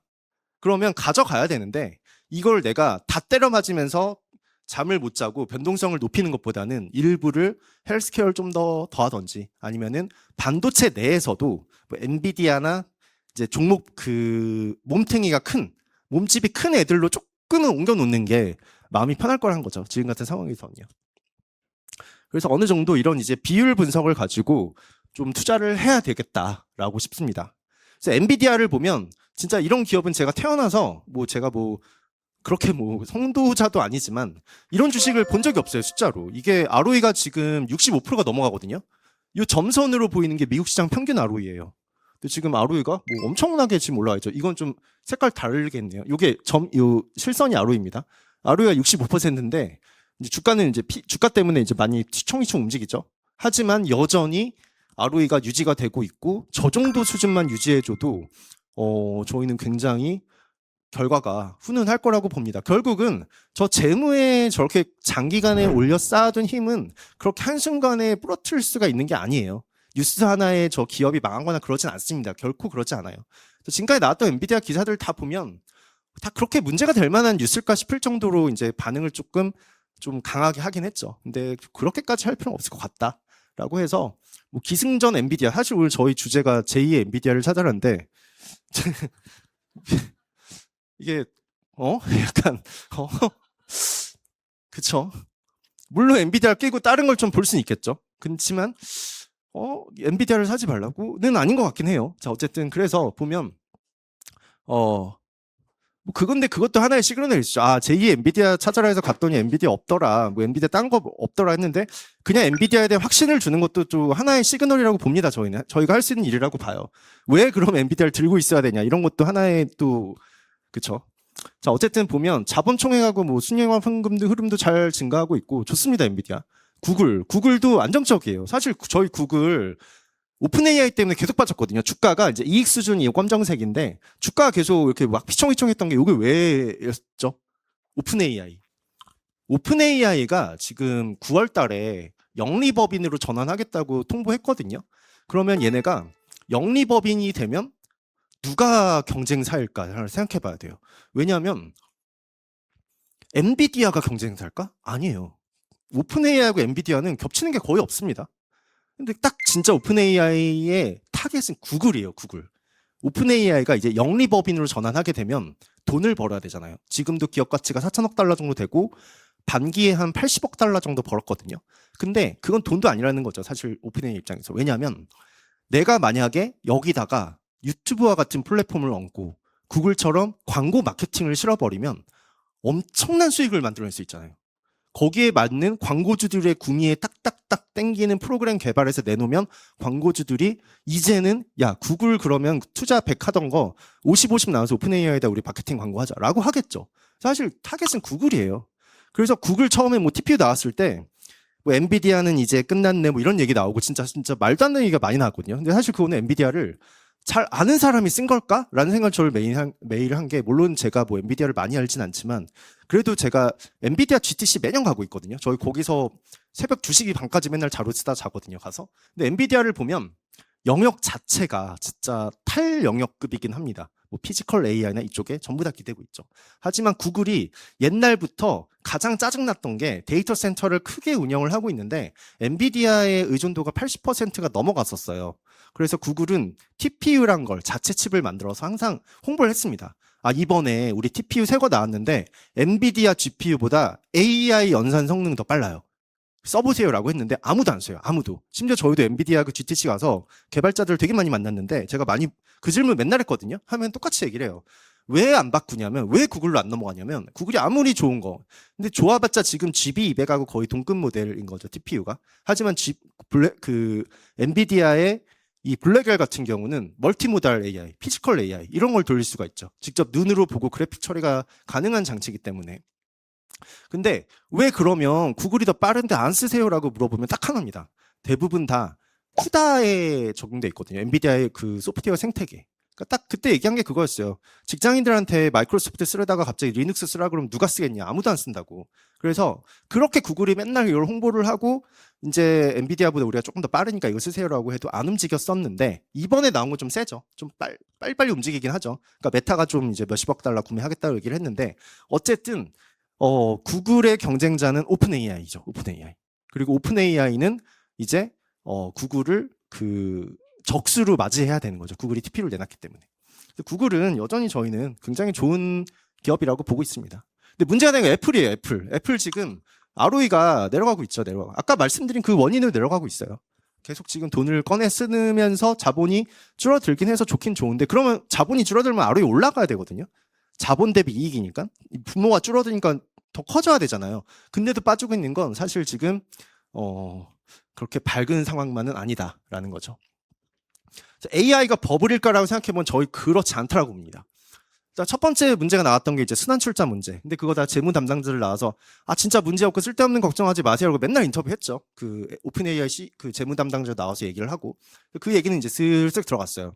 게다가 마지막에 AMD하고 그 오픈AI가 맺은 계약을 보면 굉장히 스마트하게 계약을 맺었죠. 뭐 선진국 계약이다라고 하는데 차액 결제만 해가지고 바로 그냥 현금으로 워런트 받아가는. 그래서 구매할 때마다 워런트 조금씩 떼주는 거죠. 어쨌든 근데 이번에 최근에 나왔던 게 마이클 버리 그 대글로벌 금융 위기를 예측했고 영화에도 나왔던 그분이 딱 요걸 꼬집었어요. 얘네가 이거죠. 이게 뭐 2020년부터 내용 연수를 올리고 했네. 이게 뭐냐면 데이터 센터를 사왔어요. 예를 들어 서버를 크게 사왔어요. 돈 주고 사왔는데 원래는 이거를 비용을 3년에 걸쳐 떨궈냈었거든요. 근데 그걸 이제 6년에 걸쳐 떨궈내는 거예요. 비용을. 그렇게 되면 비용을 조금씩 덜어내기 때문에 이익이 더 커져 보입니다. 그래서 얘네 약간 이거 재무로 장난치는 거 아니야? 라고 했는데 솔직히 저는 뭐 제가 감히 마이클 버리를 뭐라 할 수는 없지만 재무에 집중되어 있는 분들은 그건 되게 좀 아닌 생각이라기를 하긴 했거든요. 근데 이제 일단 뭐 구조적인 원인을 먼저 보면 실질적으로 서버 사용 기간이 길어졌대요. 왜냐하면 냉각 방식이 워낙 좋아지니까 원래 고장이 제일 많이 나는 게 옛날에 그 기계식 하드 드라이브하고 메모리에서 뻥 나서 그 고장 나면 그거 갈아드느라고 중간에 멈추고 막 그랬었거든요. 근데 지금은 액체 냉각 방식 뭐 난리 났죠. 뭐 쿨링 방식이 엄청 좋아지고 SSD 꽂자니까 고장이 안 난답니다. 진짜 고장이 안 나요. 그래서 오래 쓰는 거 맞다. 일단 그건 IT에 전화를 하시는 분들이 얘기를 했던 거고.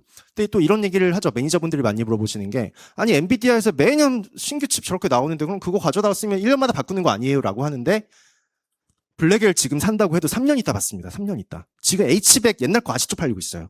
그렇기 때문에 그럴 염려는 아직 없다.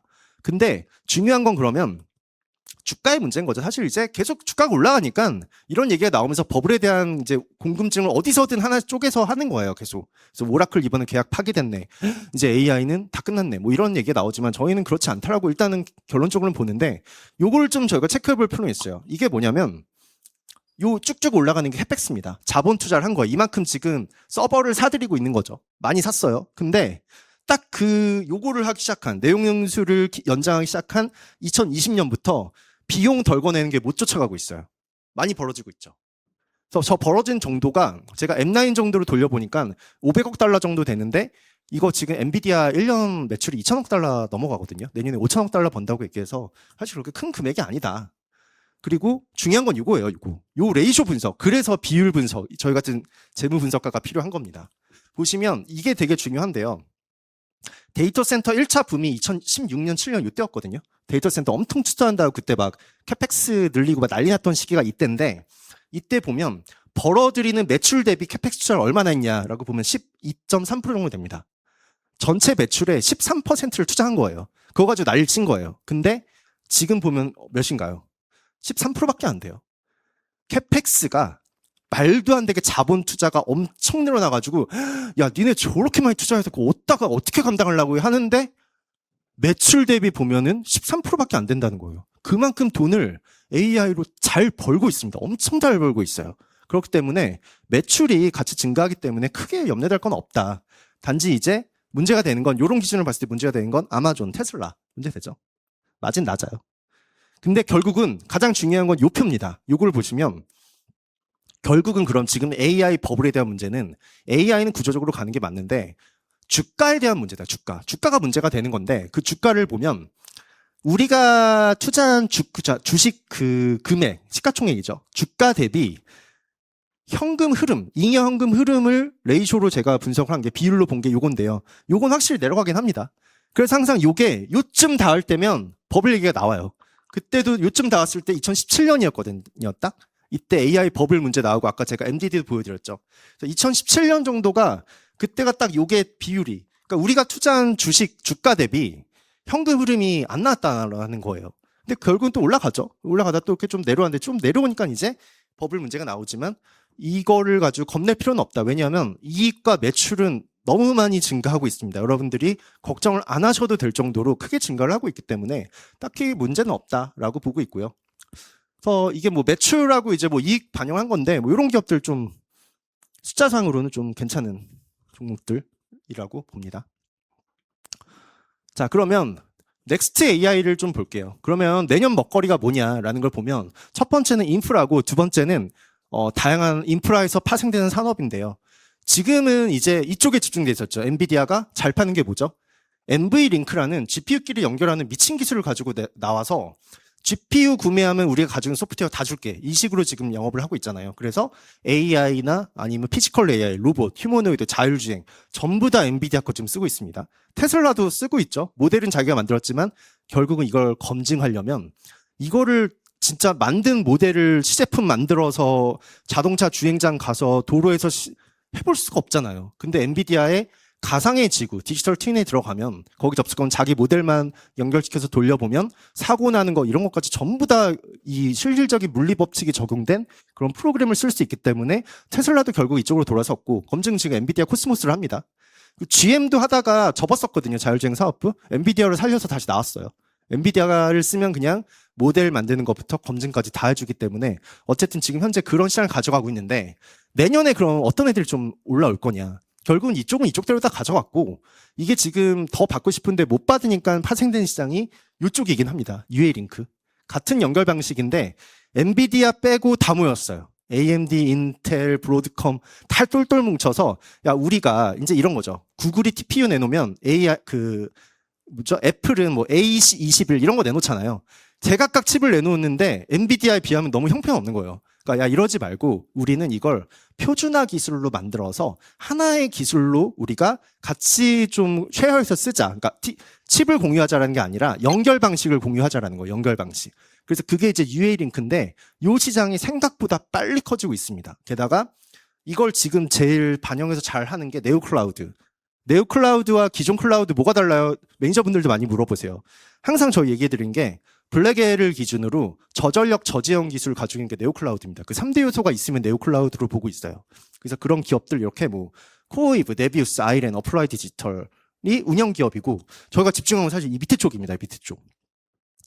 결국은 저전력, 전력과 네트워크가 내년에는 정말 중요해질 거거든요. 이미 지금 블랙엘이나 이런 걸 많이 사들이고 있고 이걸 인프라를 이제 계속적으로 확장을 해나가고 운영을 해나가려면 이제 이런 기업들, 뭐 아리스타, 아스테라랩, 크레도, 버티브, 델, 암페놀, 시게이트, 피어스토리지, 마이크론 테크놀로지, 어플라이드 머티리얼즈 이런 기업들 저희가 좀 관심 있게 보고 있습니다. 이런 식으로 약간 데이터 센터 구성하는 요소들이 다 UA 링크의 교집합에 해당되는 애들만 저희가 한번 골라봤어요. 그래서 요거 한번 참고해 주시면 되고요.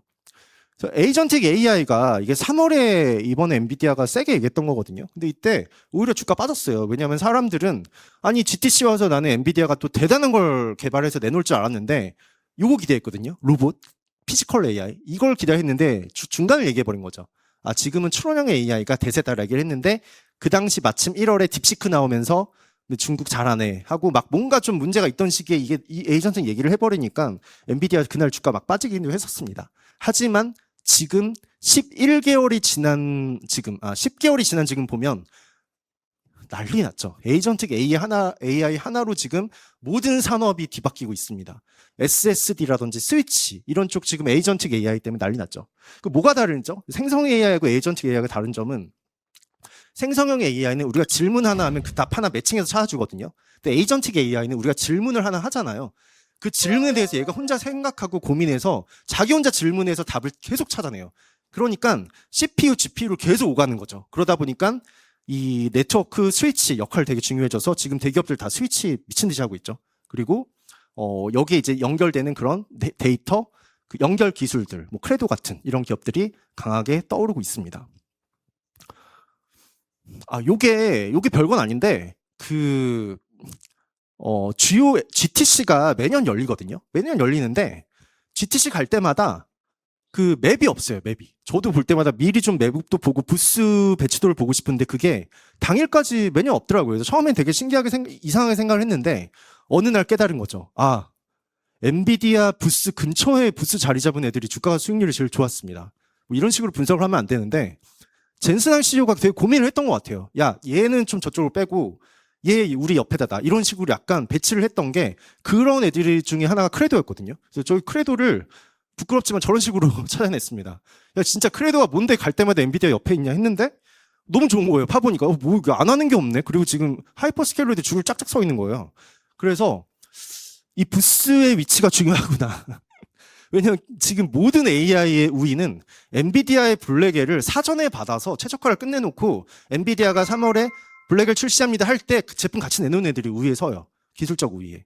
근데 나머지는 야 그럼 우리도 블랙엘 사다가 최적화시켜서 판매해보자라고 하면 3년 뒤에 받습니다. 기술적 우위에 3년이 뒤처지는 거예요. 근데 이 부스 근처에 있는 애들이 일단 최적화를 잘 만들어주는 애들이라서 엔비디아가 예쁘게 보고 해주고 주변에 해주는 거죠. 저희가 이제 뭐 우스갯말은 아니라 정말인데 그 내년 3월에 GTC 가면 오전 8시에 저희가 들어가거든요. 저희 이제 매니저분들에게 제가 부스 맵부터 먼저 그려보겠다. 그 김열의 칼날 무한성 보셨나요? 거기 보면 미친 듯이 막 맵 그리잖아요. 그거 저희가 진짜 해보려고요. 그래서 이것부터 빨리 전달해드리고 저희 홈페이지 가면 저희가 바로 올립니다. 여러분들도 보실 수 있게 올리기 때문에 맵을 한번 구경해보시고요. 어쨌든 지금 현재 이렇게까지 그런 캐펙스가 늘어나고 난리를 치는 건 데이터 센터의 성능 때문이다. 그래서 토큰을 많이 만들어내기 위한 기술 그런 것들 저희가 좀 많이 넣어놨습니다. 하드웨어 시장도 움직이고 있고. 그래서 마지막으로 이제 요거를 좀 보면 요거하고 제가 페이지 하나 정도만 더 하면 끝날 것 같아요. 보면 내년에 그런 먹거리가 뭘까? 저희는 로봇 AI, 뭐 양자 컴퓨팅 6G 얘기하는데 이거 얘기하면 또 그냥 아이고 그냥 맨날 했던 얘기 또 하고 뭐지 지겨워 죽겠네라고 하는데 저희도 안 좋아했어요. 양자 컴퓨팅 저희 맨날 셀리프트 있어요. 아니 매출도 안 나오는 애들 왜 투자해?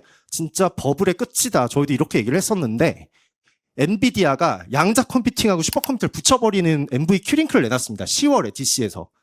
그래서 양자 컴퓨팅은 못 쓴다가 문제였거든요. 상용 안 된다. 이거 못 쓴다. 실질적으로 못 쓰고 먼 미래의 기술이라고 생각했는데 그 오류율을 높은 걸 엔비디아가 자기 GB200 같은 블랙에를 붙여버려서 오류율을 확 낮췄습니다. 상용화 가깝게 지금 거의 만들어놨어요. 그래서 프로그램하고 이 인프라 전부 다 구축을 해놨고요. 양자 컴퓨팅이 아마 내년에 아마 이 제품들 많이 나올 겁니다. 그 다음에 로봇 쪽은 우리가 생각하는 테슬라의 그 범용 휴머노이드 로봇보다는 공장형 로봇. 근데 저희가 이 종목들 다 대충 봤거든요. 다 마진이 안 나와요. 다 무슨 팔에 들어가는 부품, 이런 모터, 이런 거. 이게 돈이 될까요? 안 돼요. 결국은 이쪽은 기승전 엔비디아로 갈 것 같습니다. 로봇은. 그 다음에 6G 네트워크는 어마어마하죠. 엔비디아가 5G에다가 엔비디아 키트 하나 심으면 6G 되게 바꿔놨어요. 그래서 엔비디아의 고성능 GPU를 전국에 깔겠다라는 거죠. 그러면 멀리 있는 데이터 센터까지 안 가도 로봇, 휴머노이드, 드론 이런 애들이 가까이서 바로바로 AI 연산을 받아서 움직이기 때문에 지연이 없어집니다. 굉장히 획기적으로 지금 소프트웨어 업데이트만으로 6G로 바꿔버려서 내년부터 이거 지금 출시되거든요. 그래서 이런 것들로 준비를 하고 있어서 저희도 이제 이런 모델들을 반영된 그런 거. 양자 같은 경우는 지금 이거죠.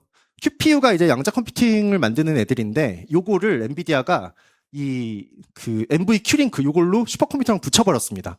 그래서 보면은 뭐 리게티, 아이온큐 이거 지분 투자도 들어갔어요 엔비디아가. D-Wave, 뭐 퀀텀 컴퓨터. 저번에 GTC 갔을 때 오프닝 그 행사를 저 양자 컴퓨팅하고 젠슨왕이 같이 했습니다. 서비스 나와고 요런 거. 근데 요거죠. 기존에 우리가 알고 있는 슈퍼컴퓨터, 그 다음에 양자 컴퓨터는 지금 3개 방식이죠. 이거를 NV 큐링크가 붙여버립니다. 두 개를 같이 쓰니까 엔비디아 지금 그 고성능 GB200이 180배 성능이 높아졌대요. 양자의 도움을 받아서. 그래서 말도 안 되는 기술이 또 뭔가를 준비하고 있다 정도만. 요게 양자입니다. 요거예요, QPU가. 273도까지 내려야 돼요, 마이너스. 쭉 해가지고. 이거 9개짜리 큐비트 들어간 거 지금 13억에 지금 팔고 있고 온라인 배송 된답니다. 이거 언박싱 하는 것도 좀 나오긴 했는데요. 어쨌든 이런 식으로 지금 엔비디아가 엄청난 생태계를 좀 만들어 나가고 있고, 저희가 뭐 주가 비교해 보면 이제 이런 게 좀 싸죠. 여기 피어 스토리지 AMD 마이크론 이런 이제 저희 모델로 돌렸을 때 이 네모칸 안에 있는 이거 그 자료 배포 안 됐나요? 네, 마지막으로 진짜 딱 2분만 요 얘기를 할게요. 제가 지금 세미나를 가면 제일 많이 듣는 질문이 이거예요. 제가 기관 세미나를, 이제 큰 기관 세미나를 한 달에 그래도 한 5, 60개 정도 하거든요, 지금. 하루에 한 3, 4개씩 하고 있는데, 갈 때마다 매니저분들이 이것만 물어보세요. 광 어떻게 되냐? 광 내년에 가냐라고 하는데, 광은 확실히 바뀌고 있긴 합니다. 지금 보면은, 이 광을 기존에는 구리선 써서 데이터 내부했었거든요. 정말 광을 쉽게 10초 안에 정리드리면, 원래 광은 이 대역폭도 넓고 빨라요. 그러니까 광이죠. 구리보다 빠르겠죠. 근데 그게 비싸서 원거리만 쓰고 있었어요. 원거리만. 근데 이 비싼 걸 전기세를 줄여버리는 기술들이 나오기 시작하면서 데이터 센터 내부에도 다 구리를 광으로 바꿔버리겠다라는 거죠. 왜 바꿀 거냐? 전기세 때문이 아니에요. 왜냐하면 지금 이 초당 100에서 800기가는 나와야 됩니다. UA링크가 800기가까지 지원하거든요. 테슬라가 1.7TB 나오고요. 그래서 이거를 풀리하게 쓰려면 광밖에 없다라는 결론이 나온 거고, 그런 광을 써야 되는데 너무 비싸잖아 했는데 그걸 이제 획기적으로 줄이는 기술들이 나오기 시작을 했고, 저희도 지금 스터디 중이긴 한데 기존에 광을 하던 애들 많았거든요.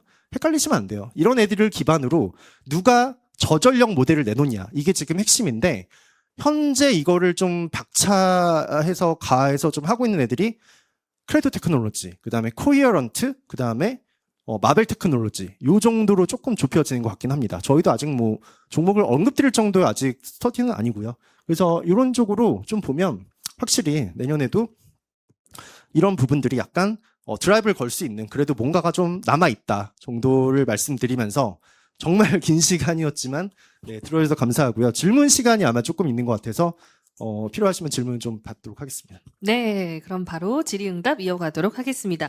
자, 역시 플로어에서 먼저 질문 좀 받도록 할게요. 손 들어주시면 마이크 전해드리고요. 없으실 경우 미리 저희가 받아둔 질문을 드리도록 하겠습니다. 혹시 질문 없으실까요? 예, 그러면 저희가 사전에 받아둔 질문으로 좀 여쭤보겠습니다. 내년에 러시아 우크라이나 전쟁이 종결된다면 전반적인 시장의 흐름이 긍정적으로 나타날 것 같은데 가장 눈에 띄는 섹터는 어디인지 궁금합니다. 라고 주셨어요. 일단 이거 저도 자존심을 받긴 했는데 잘 모르거든요. 저도 아까 GPT 좀 찾아봤어요. 근데 뭐 그렇게 저희가 분석을 하진 않지만 그래도 이게 뭐 그렇게 흘러갈지는 모르겠지만 일단 가정이잖아요. 이프를 조금 해보면 일단은 당연히 이제 복구된 걸 좀 해야겠죠. 그럼 이제 그 산업, 재산업화가 좀 일어나야 되고 두 번째는 가장 중요한 건 사실 저희가 보고 있는 것 중에 중요한 건 유가인 것 같아요. 유가. 결국 이제 유가가 조금 내려가면 어떤 일이 생기느냐라는 걸 보면 소비 쪽이 좀 살아날 수가 있겠죠. 그래서 우크라이나 이슈가 끝나서 뭐 러시아 내에서는 그 내에서는 뭔가 이제 건설 장비 들어가고 뭔가 이제 복구를 해야겠죠. 그런 이제 짜잘한 수요는 있겠지만, 그러니까 크게 봤을 땐 짜잘하죠. 하지만 전 세계적으로 봤을 때는 유가가 이제 좀 내려가게 되면 소비가 조금 살아날 수도 있고 여행도 많이 가게 되고 약간 그래서 그런 관련 기업들 특히 이제 지금은 막 우에서 다니잖아요. 비행기가 뉴욕 가려면 지금 16시간 걸리잖아요. 근데 그런 게 조금 이제 풀리면 어느 정도 여행이나 이런 소비 쪽이 약간 좋아지고 지금 경기 소비재가 좀 비싼데 그러면 이익이 올라가면 좀 싸지는 구간이 갈 수도 있겠다 정도는 저희 입장에서 한번 좀 생각을 해봤습니다. 스페이스X 상장으로 관련 주식이 기대가 높은데요. 테슬라와 직접적인 연관성이 있을까요?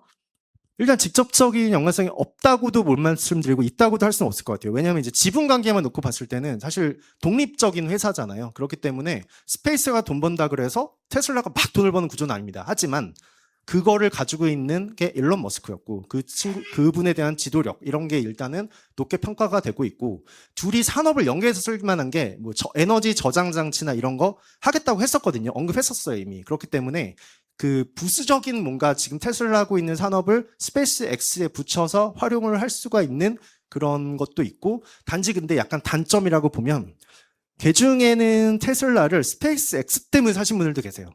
그렇기 때문에 아마 그런 수요도 조금 나갈 수 있잖아요. 근데 그건 많지는 않을 거라고 봅니다. 그래서 결국은 정말 막 그거 그대로 다 가져가진 않겠지만 어느 정도의 그 테슬라가 연관성이 있는 건 맞다 정도로 말씀드리겠습니다. 네, 혹시 그 사이 질문 생기신 분? 네, 가운데 마지막으로 한 분께 직접 질문 받고 마무리하겠습니다. 마이크 전해드릴게요. 네, 옆쪽에서 가져다 드리겠습니다. 네, 오늘 누구보다 가장 또 열심히 들어주고 계신 우리 네. 부탁드릴게요. 강의 잘 들었습니다. 그런데 굉장히 모르는 분야나 모르는 단어가 많이 나와서 그 아까 보여주신 그런 참고 자료들을 담고 있는 보고서 같은 거를 일반 사람들이 좀 볼 수 있는 사이트나 뭐 그런 데가 있으면 소개해 주시면 감사하겠습니다. 네. 제가 알기로는 그 FN 가이드에서 모든 리서치 리포트 다 볼 수 있는 걸로 알고 있고요. 아마 여기도 있는지 모르겠는데 예. 그 저희 회사 홈페이지 들어오셔도 볼 수 있습니다. 회사 홈페이지 네. 꼭 한번 접속해 보시고 그리고 제 이름으로 검색하셔도 그리고 챗 GPT에도 일일이 좀 물어봐도 잘 대답해 주나요? 챗 GTP예요. 네. 저희도 물어보긴 해요. 아, 그래요? 잘 나옵니다. 정말 잘 나와요. 아, 그래요? 정말 그 신입 그 RA 그 어시스턴트 쓰는 3-4명 쓰는 것보다 챗 GTP 하나가 더 낫다. 그래서 저희가 보통 요즘 신입 뽑으면 챗 GTP에 나오면 거기 출처 있잖아요. 네. 그 출처 들어가서 더블 체크하는 그것만 시켜요.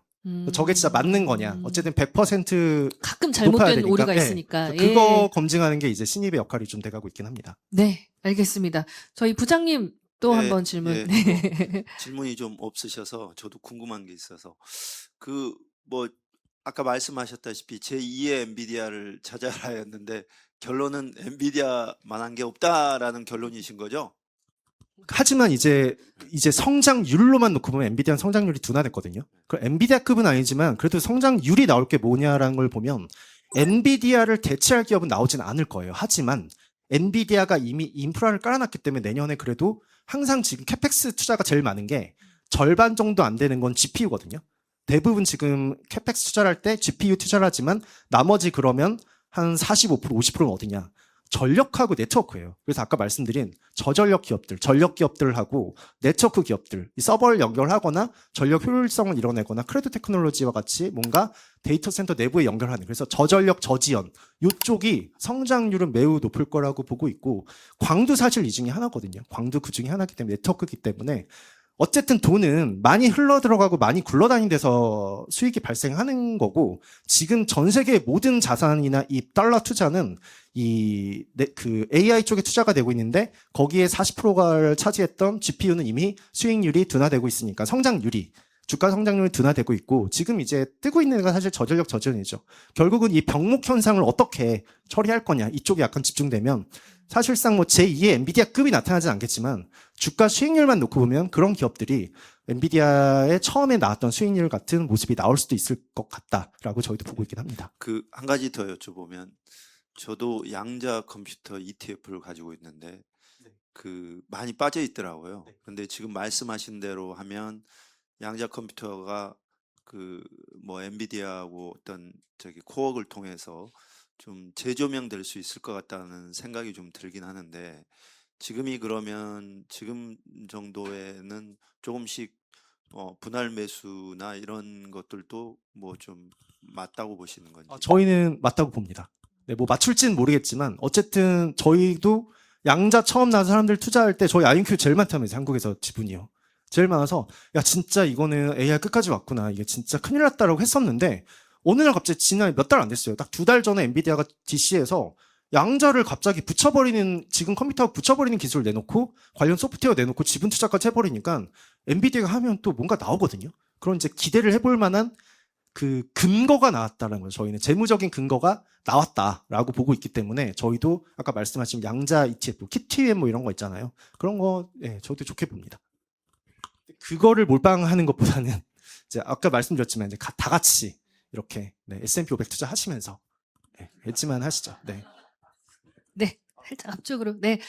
자, 이렇게 질의응답까지 마무리했습니다. 네. 오늘 연사님께서 참 좋은 얘기 많이 들려주셨는데요. 또, 아까 말씀하신 또 회사 홈페이지에서 정보도 좀 잘 얻으셨으면 좋겠습니다. 수고해주신 연사님께 뜨거운 박수 부탁드립니다. 고맙습니다. 네.